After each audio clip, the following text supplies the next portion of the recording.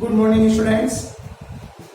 आज दिनांक 9 जुलाई 2020, विषय संस्कृत, कक्षा क्लास 6 to 8। हमारा एक संस्कृत व्याकरण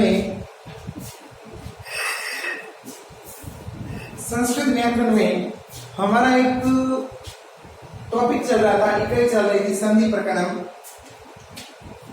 संधि प्रकरण में अब तक आप लोगों ने संधि में देखा कि संधि की परिभाषा क्या होती है। उससे पहले देखा संधि जो है वो शब्द कैसे निष्पन्न हुआ।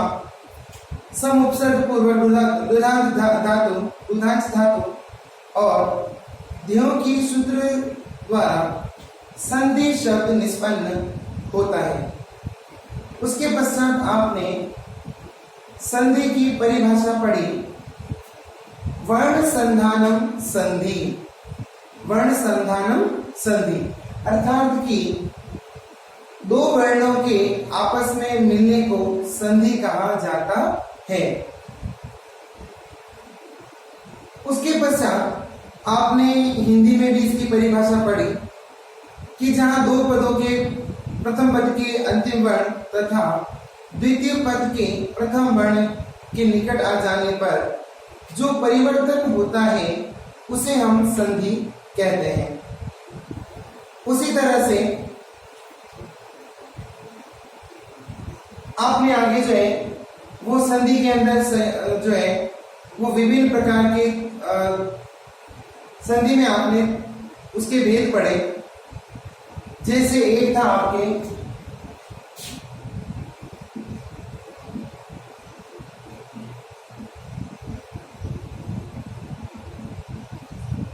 फिर आपने जो है वो संधि के भेद पढ़े, अच संधि, हल संधि और विसर्ग संधि। अच संधि को आप जो है वो हिंदी में स्वर संधि कहते हैं। हल संधि को आप व्यंजन संधि भी कहते हैं। इस तरह से आपने जो है वो संधि के 3 भेद पढ़े। उसके पश्चात आपने अच संधि अर्थात कि स्वर संधि पढ़ी। स्वर संधि में आपने जो है इसके भेद पढ़े। भेदों में आपने अभी तक जो है वो 4 भेद आप पढ़ चुके हैं स्वर संधि के, जिसमें कि एक तो आपने पढ़ा सबसे पहले, वो था आपके दीर्घ संधि। दीर्घ संधि के उदाहरण पढ़े आपने। दीर्घ संधि में आपने पढ़ा कि किस तरह से जो है वो एक समान स्वर जो है वो दीर्घ में परिवर्तित हो जाते हैं। उसके पश्चात आप लोगों ने जो है संधि प्रकरण के अंतर्गत गुण संधि को पढ़ा और गुण संधि में पढ़ा कि ए, ओ, अन और अल किस प्रकार से जो उनका आगम होता है ये आपने पढ़ा, उनके कुछ उदाहरण पढ़े। फिर आपने यण संधि पढ़ा और यण संधि में आपने पढ़ा कि किस तरह से जो है वो य, र, ल, व का आगम होता है और संधि के उदाहरण आप लोगों ने पढ़े। फिर आपने नंबर 4 वृद्धि संधि पढ़ी। वृद्धि संधि के अंदर आपने पढ़ा कि ए और औ हो जाता है।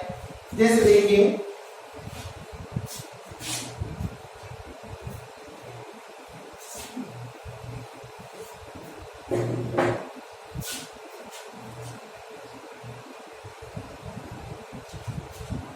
उसके बाद आप लोगों ने जो है अयादि संधि पढ़ी। अयादि संधि के अंतर्गत आपने सबसे पहले एक नियम पढ़ा और उसमें यह पढ़ा कि अयादि संधि में आपने नियम पढ़ा कि यदि ए हो और उसके पश्चात यदि असमान स्वर हो तो ए को अय आगम हो जाता है। फिर आपने दूसरा नियम पढ़ा कि यदि अय हो उसके पश्चात यदि असमान स्वर हो तो अय के स्थान पर आय आगम हो जाता है। उसी तरह से तीसरा सूत्र कहता है ओ हो और उसके बाद यदि असमान स्वर हो तो ओ जो है वो औ में परिवर्तित हो जाएगा। और उसी तरह से चौथा नियम या सूत्र कहता है कि औ हो उसके पश्चात यदि असमान स्वर हो तो औ के स्थान पर आव आगम हो जाता है। तो इसके अंतर्गत आपने अब तक जो है वो इसके अंदर सबसे पहला सूत्र पढ़े आपने, जिसमें आपने पढ़ा ने धन अति, ने धन अति। इस सूत्र के अंदर आपने देखा कि किस तरह से जो है वो न के साथ ए मिला है और यहां पर है अति। नियम कहता है कि प्रथम पद का अंतिम वर्ण ए होना चाहिए, हमारे पास ए है। द्वितीय पद जो है उसका प्रथम वर्ण असमान होना चाहिए, हमारे पास असमान है, तो ए जो होगा वह अय में परिवर्तित हो जाता है। अब हमारे पास वर्ण बचे हैं न, हलंत, आय, अति। अब हम देख रहे हैं यहां पर कि न हलंत है उसके पश्चात अस्वर है, यह हलंत है उसके पश्चात अस्वर है।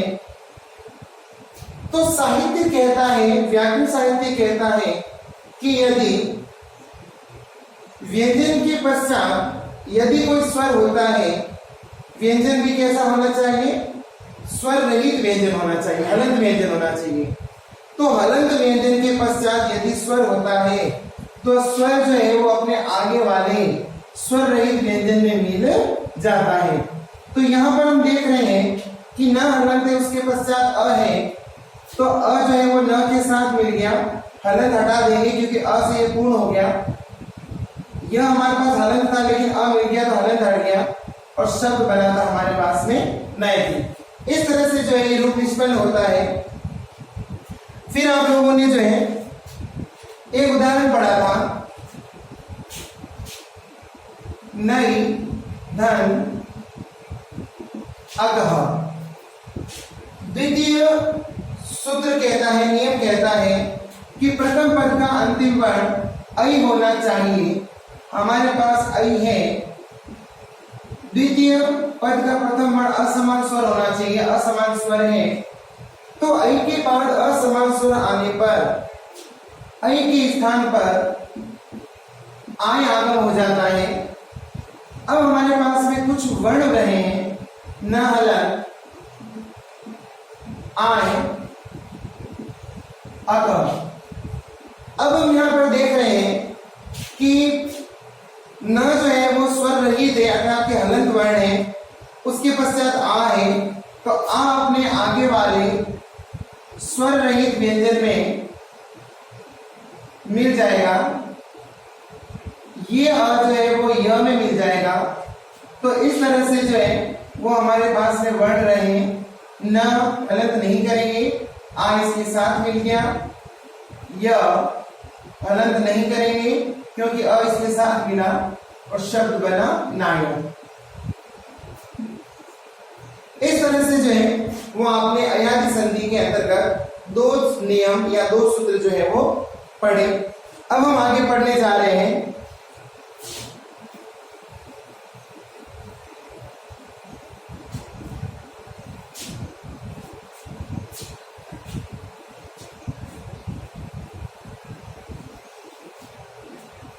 अब हम तीसरा सूत्र पढ़ रहे हैं। नियम नंबर 3 कहता है कि यदि ओ हो उसके पश्चात असमान स्वर हो तो ओ जो है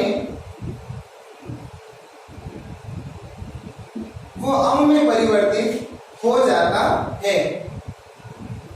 अब देखिए यहां पर नियम हमारा बिल्कुल सही है। नियम कहता है कि यदि ओ के पश्चात असमान स्वर हो तो ओ जो है वो अ में बदल जाता है। जैसे एक हम जो है वो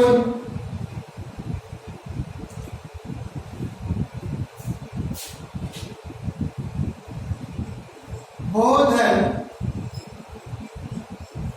अति। अब हम यहां पर देख रहे हैं कि एक हमारे पास में उदाहरण है बोधन अति। नियम कहता है कि प्रथम पद का अंतिम वर्ण ओ होना चाहिए। हमारे यहाँ पर प्रथम पद है, प्रथम पद का जो भो है वह में हलंत हो जाएगा और इसके साथ में स्वर मिला हुआ है ओ। इधर है अति।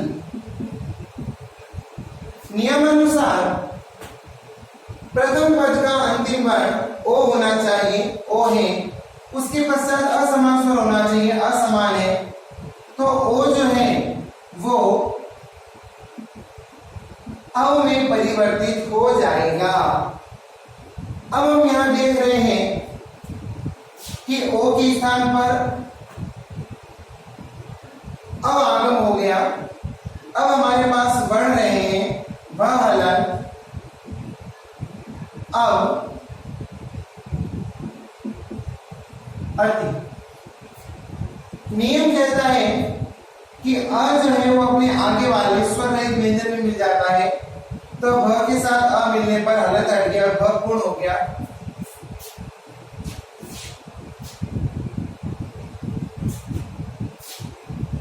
ये अ जो है वो भ के साथ मिला तो बन गया व और ये ती भवती। इस तरह से जो है ये रूप निष्पन्न होता है। तो अब हम इसके कुछ उदाहरण देखते हैं। देखिए पोधन अना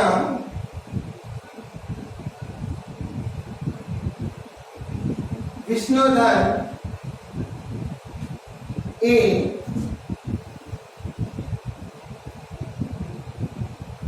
गोधन ईश भोधन अनम। अब हम यहां पर देख रहे हैं कि पोधन अन, तो ये प ओ की जगह पर अ हो गया व, और इसके साथ में जो अ जो था वो व के साथ मिल गया और शब्द बना पवन। पोधन अन पवन। विष्णु ए, तो विष्णु विष्णु वे। गोधनीश गवीश। बोधन अनम भवनम। इस तरह से जो है ये रूप निष्पन्न होते हैं। अब हम इसमें से थोड़ा सा ये देख लेते हैं विष्णु का। विष्णुधन ए, नियम कहता है अंतिम वर्ण ओ हो। हमारे पास में जो है ओ है, इधर ए आ गया। अब जब ये ओ जो है वो अ में बदल जाएगा तो हमारे पास रहा विष्णु वे। इस तरह से जो है इसके रूप निष्पन्न होते हैं। अब हम आगे बढ़ रहे हैं।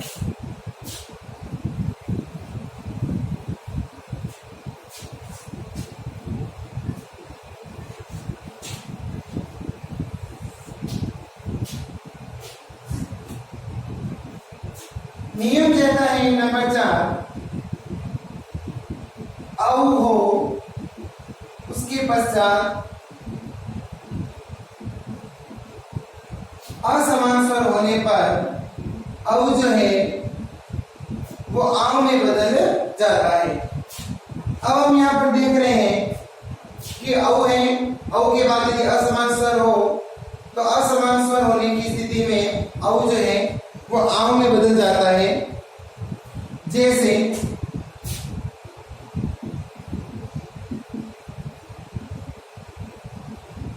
बहुधन उगह, नियम कहता है प्रथम पद हो उसका अंतिम वर्ण औ होना चाहिए, तो भ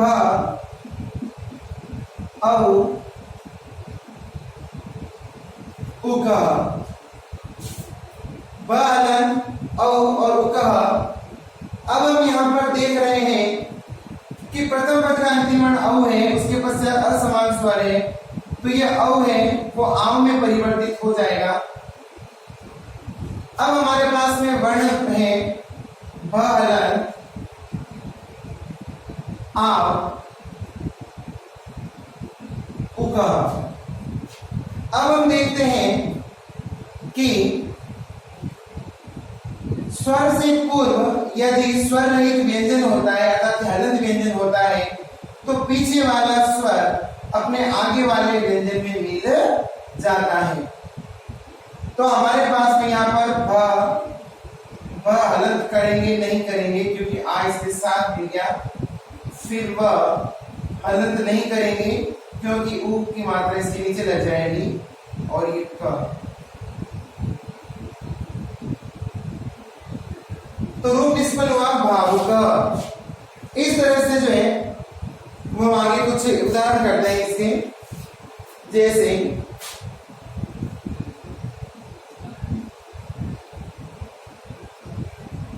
श्रोधन,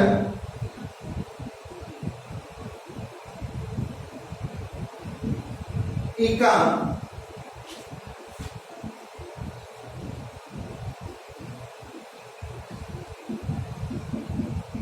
रात्रो, धन, आगतः,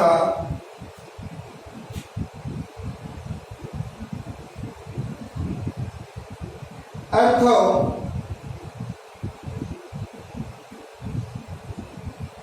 धर्ईव,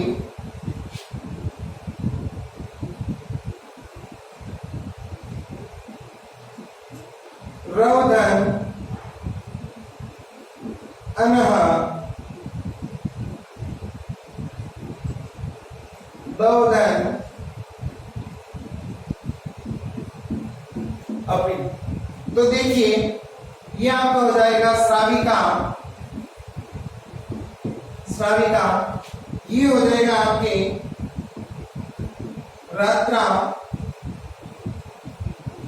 वागर,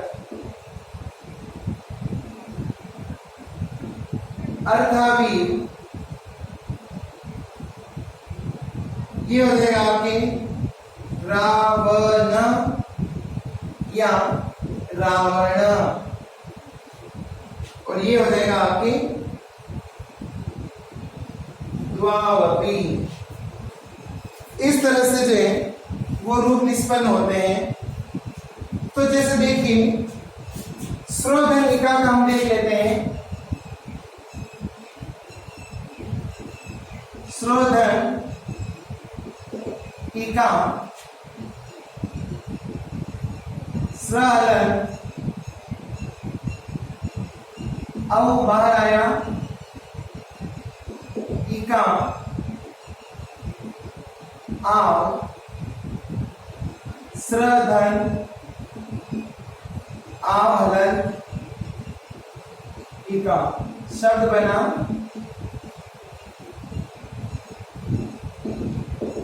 श्राविका। इस तरह से जो है ये रूप निष्पन्न होता है। उसी तरह से आप अगर देखें तो रात्रो, धन, आगत।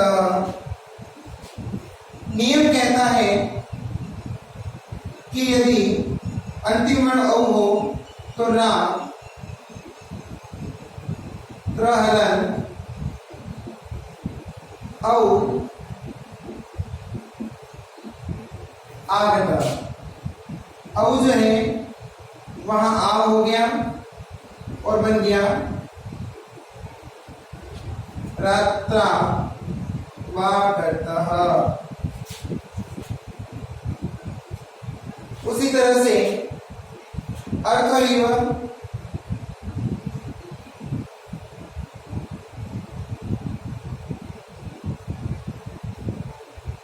अर्थो इव, तो यहां पर अर्थ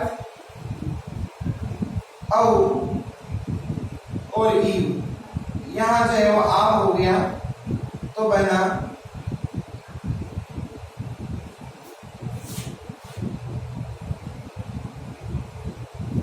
अर्था वी। उसी तरह से आपकी जो है वो एक शब्द है रवधन अनहा रहलन औ, और अनहा औ की जगह आ हो गया और बन गया रावण या रावण। उसी तरह से गोधन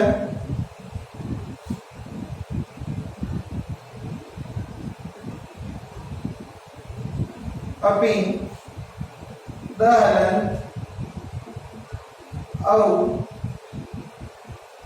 अपि, यह आव आ गया तो हमारे पास रहा दा,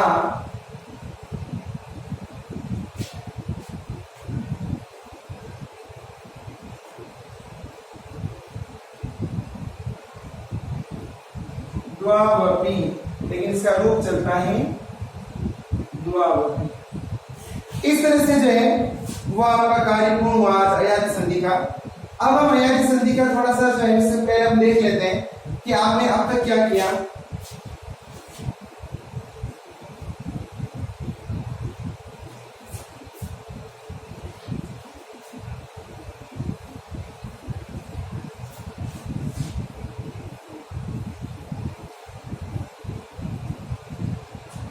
देखिए आपने अब तक जो है वो संधि प्रकरण के अंदर परिभाषा इत्यादि पढ़ी।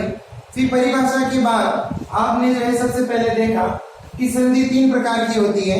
उस तीन प्रकारों के अंदर आपने अच संधि, हल संधि और विसर्ग संधि को पढ़ा। अब हम अगर देखें तो स्वर संधि या अच संधि के अंतर्गत आपने जो है वो सबसे पहले ये पढ़ा था कि ऋषि पाणिनि कहते हैं कि पठसरणी कर्ष संहिता, अर्थात कि वर्णों की अत्यंत निकटता से ही संधि संपन्न होती है। अब हम जो है संधि प्रकरण के अंदर अच संधि के अंदर आपने पढ़ा दीर्घ संधि,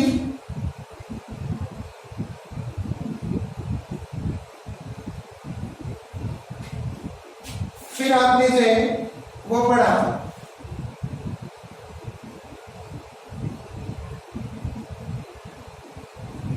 गुण संधि, फिर आपने पढ़ा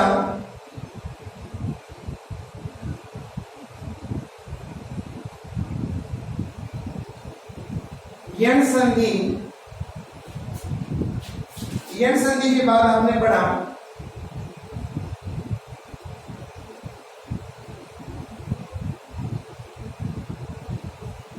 वृद्धि संधि, और वृद्धि संधि के बाद आपने पढ़ा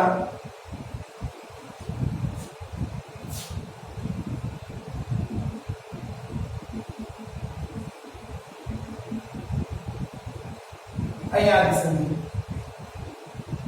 इस तरह से आपने जो है वो अच संधि के भेद पढ़े।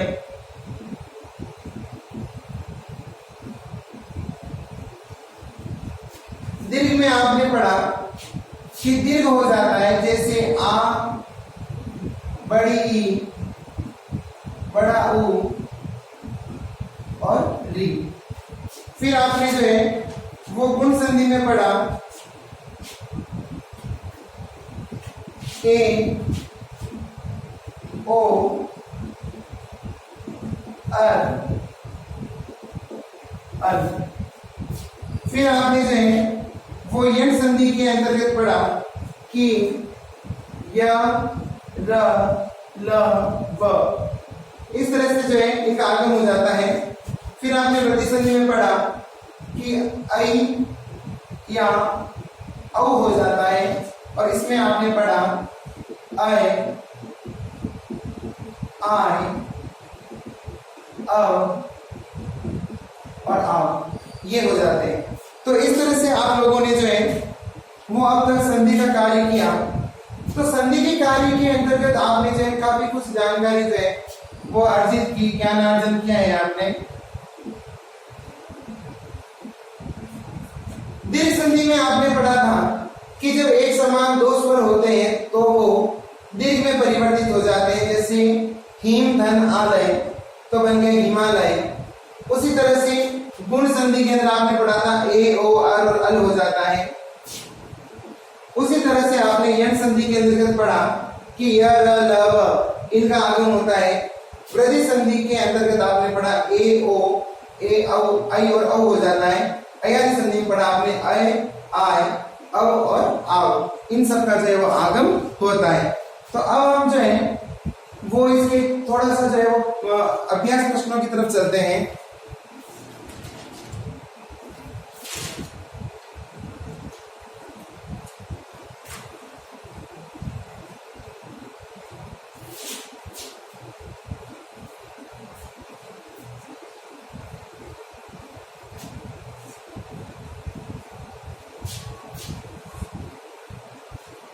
वैसे असंधि प्रकरण के आपके केवल 5 ही भेद हैं, किंतु फिर भी मैं आपकी सामान्य जानकारी के लिए एक थोड़ा सा नियम लिखवा देता हूं।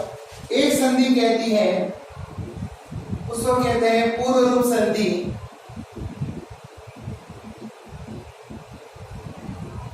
पूर्व रूप संधि कहती है कि यदि शब्द का अंतिम वर्ण ए या ओ हो तथा इसके बाद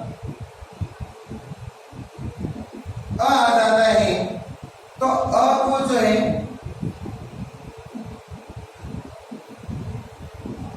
हम अवग्रह में परिवर्तित कर देते हैं। पूर्व रूप संधि कहती है कि प्रथम पद का अंतिम वर्ण ए या ओ हो और उसके पश्चात यदि अ होता है तो अ जो है वो अवग्रह में परिवर्तित हो जाएगा, जैसे लोकोधन अयम।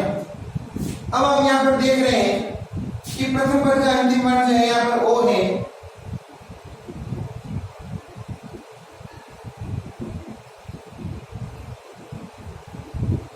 अयम। आ जो है वो अवग्रह में बदल जाएगा और बन जाएगा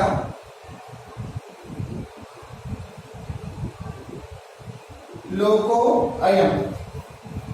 तो इसके कुछ जो है वो उदाहरण मैं आपको लिख देता हूं यहां पर, जैसे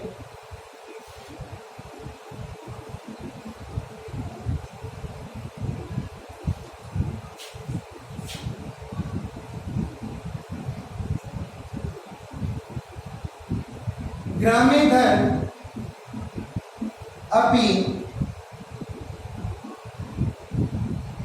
देवोधन अपि प्रबोधन अत्र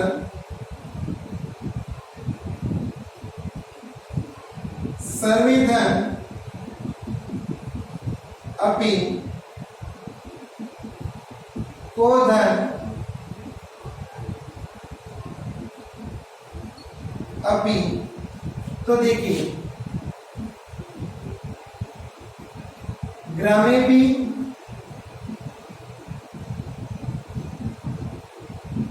देवोपि प्रभु अत्र सर्वे अपि को अपि। इस तरह से जो ये संपन्न होता है। तो इस तरह से जो है अब हम जो है वो पूर्ण रूप संधि जो है आपने कर लिए। तो अब आपको जो है थोड़ा सा होम असाइनमेंट में दे देता हूं।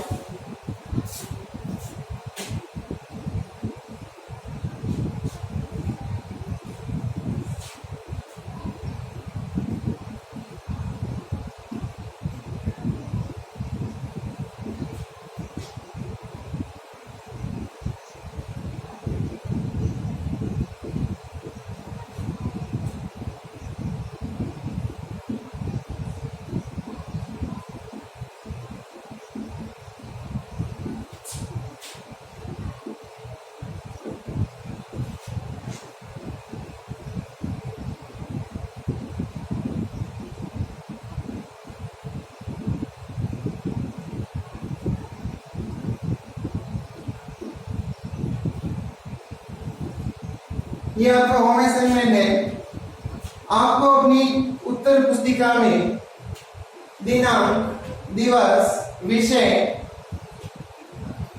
लगाना है, मेंशन करना है। उसके बाद संधि प्रकरण का अब तक का जितना आपने काम कर लिया है वो अच्छी बात है। उसके आगे का समस्त कार्य पूर्ण करना है। अर्थात कि आपको संधि प्रकरण के अंतर्गत अच संधि अर्थात कि स्वर संधि, जिसमें कि हमने 5 भेद अयान संधि तक पढ़े, एक मैंने आपको अलग से बताया है। तो आपको जो है अच संधि के अंतर्गत इन 6 तक के पूर्ण रूप संधि तक का यहाँ तक का कार्य जो है वो आपको अपनी उत्तर पुस्तिका में पूर्ण करना है। ये कार्य जो यहाँ पर कक्षा में करवाया जा रहा है, ऑनलाइन क्लासेस में करवाया जा रहा है, ये फिर से जो है वो नहीं करवाया जाएगा। सभी कॉन्सेंट्रेट होकर के और सभी इतना ध्यान लगा कर ये कार्य करें। आपको मैंने पहले ही बता दिया था कि आपको संस्कृत की उत्तर पुस्तिकाएं या तो 2 लगानी है और या फिर एक बड़ी नोटबुक लाकर उसको डिवाइड कर देना है। तो हम ग्रामर में, व्याकरण में, संस्कृत व्याकरण के अंतर्गत हम संधि प्रकरण का कार्य कर रहे हैं। तो यहाँ तक का कार्य जो है वो आपका पूर्ण हो जाना चाहिए। धन्यवाद।